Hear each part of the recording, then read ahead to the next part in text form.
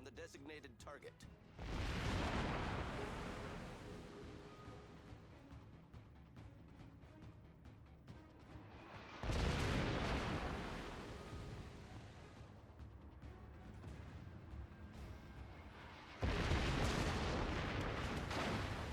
Attention, reporting the target position.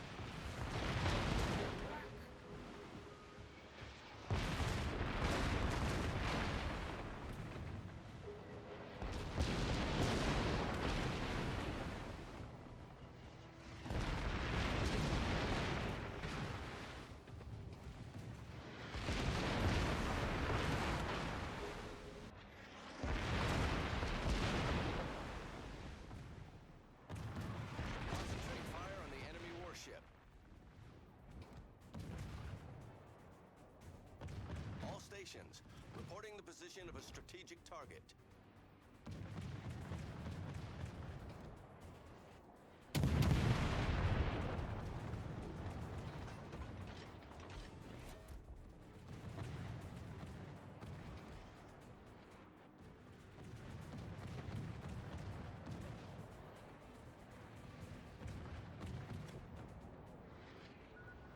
That's how it's done.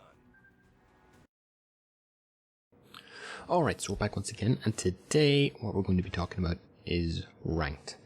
Now, unless you've been living under a rock, ranked's been out recently and it's been tier 7. And with it being tier 7 means there's going to be a huge amount of issues. I ranked out just recently, I think a couple of days ago, and it wasn't all that fun of an experience. It felt a lot more grindy than previous seasons, and I don't know if that was a product of just the kind of playstyle that developed, or if even it was a product of just, you know, the sheer skill differences. So there's a couple of things I want to go through here. The first being obviously the rewards, kind of bog standard. You're going to get steel for this rank season, same as you do all other ones. The one thing that's kind of conflicting in my brain though is you get coal for rank sprints versus actual steel for rank seasons.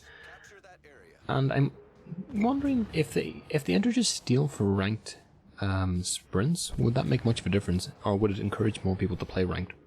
Torpedoes to start. Because I found you bump into a hell of a lot of the same people every single game almost. And yeah, sure, you can make the argument that the player base is small, but I just think as a fraction of the total player base, a lot of people don't actually play ranked. And I think you need to find more ways to encourage people to get into like a competitive game mode, and I think that will help elevate the overall layer or level of the player base. But that being said, with respect to steel, I know there's talk of steel being introduced as part of daily missions. I think that's in 0.9.5. Now that would be actually a really nice introduction. You know, if you're trying to get the Burgoyne or you're trying to get the Stalingrad and you're like maybe 40-50 steel short, beautiful. Really helps those players out. But if you're expecting the daily missions to help you basically grind from zero to get a Burgoyne or a Stalingrad, that's just not going to happen. I think the limit, or I think the amount, is about, I think it's like 20 steel per day. So again, you're not going to be grinding a whole ship anytime soon. It's just a thing to help those players that are just a little bit off, and they don't have to basically have to play another, you know, clan season or rank season. But that's pretty much all I wanted to touch on with respects to rewards. Generally, there's two more things, and these are the big ones. The skill difference and the fact that it was tier 7, and what that means for actual gameplay. So let's actually talk about skill difference first. The skill difference, I like to think of, breaks down into two different categories.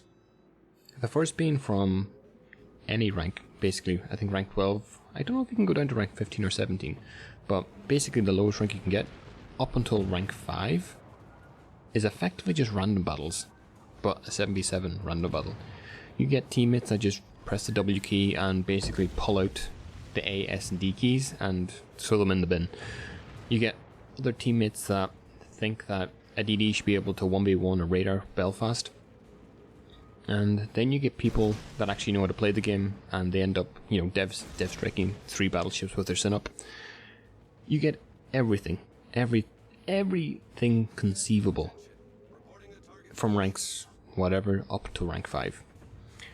The difference being though, when you hit rank 5, and I've noticed a lot of people complaining about this, is when you hit rank 5, boom, there's a sudden skill wall that you hit and you bounce against really, really hard.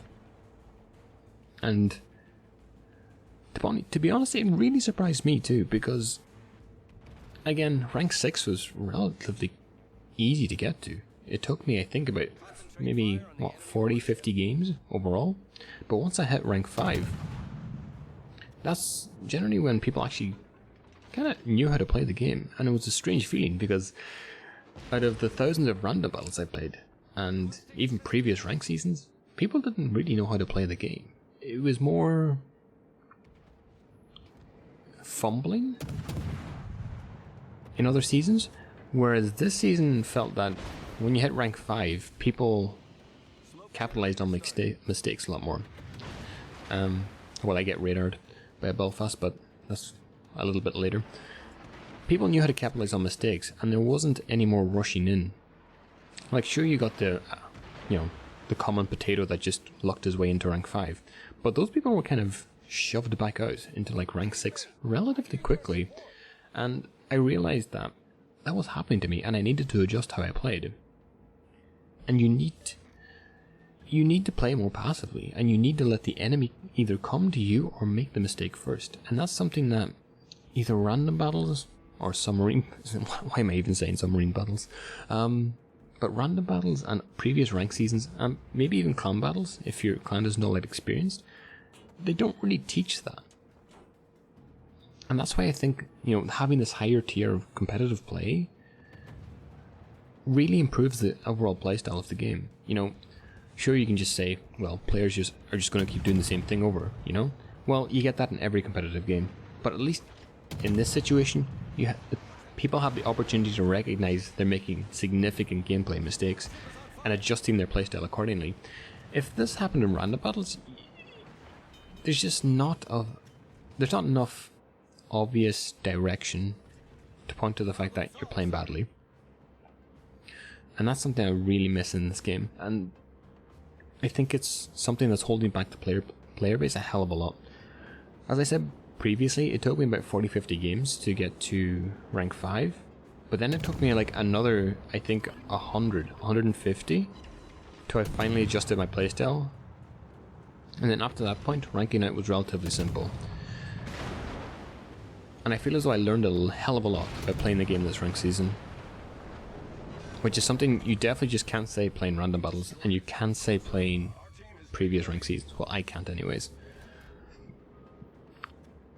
But that's really all I want to say about skill difference. Rank 5 was definitely a massive barrier for a lot of people. I mean, I've been reading on Reddit, on even YouTube, and even some streamers really struggling, myself included, to get past that rank 5 barrier.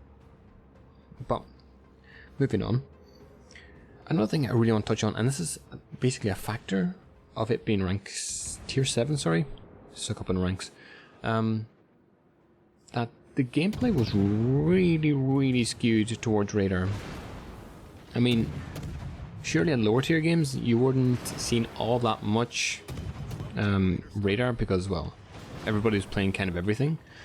But as you got, again, back up to that rank 5, you were seeing 2 or 3 Atlantas, 2 or 3 Belfasts every game, and again, maybe 2 or 3 Synops too at the same time. And this really distorts the gameplay, especially when the maps are so small. And, if you look at the minimap, for example, if a Belfast sits here, or a Belfast sits here, they basically can radar the entire map, and you can do nothing about it in a DD. Again, the Jervis was basically my only real ship that I could play. I could play the King George V, or I could play the Scharnhorst, but those ships aren't really all that great to play in ranked. So my Jervis was my go-to, and the experience of playing a DD in this game was horrific. You're gonna watch me get taken down, I think, by Synop secondaries here. But the experience was horrific. Oh, it wasn't secondaries. That's a bit surprising. Just the inability to actually affect the game and actually, get caps was so strange to me. And I guess it's another culture shock, kind of going from random battles where you can actually maybe entertain going for a cap, even if there is radar nearby, versus, no, you're immediately going to get punished if you go for a radar nearby. So again, a lot of quite large differences between random battles and ranked battles. But I think in future, most of the radar came from premium ships. So obviously I don't think Wargame is going to ban premium ships from playing ranked, but I think a lot more consideration needs to come from them in regards to how this gameplay is actually going to play out and how much it's going to actually affect the playstyle developed over the course of maybe 100 games, as you probably will play over 100 games in ranked. Because it can end up making the game a hell of a grind. But with that, it's GG's. I hope you're enjoying ranked. If you're already ranked out, well done. If you haven't, keep grinding. And I'll see you in the next one. Oh, and subscribe if you want to.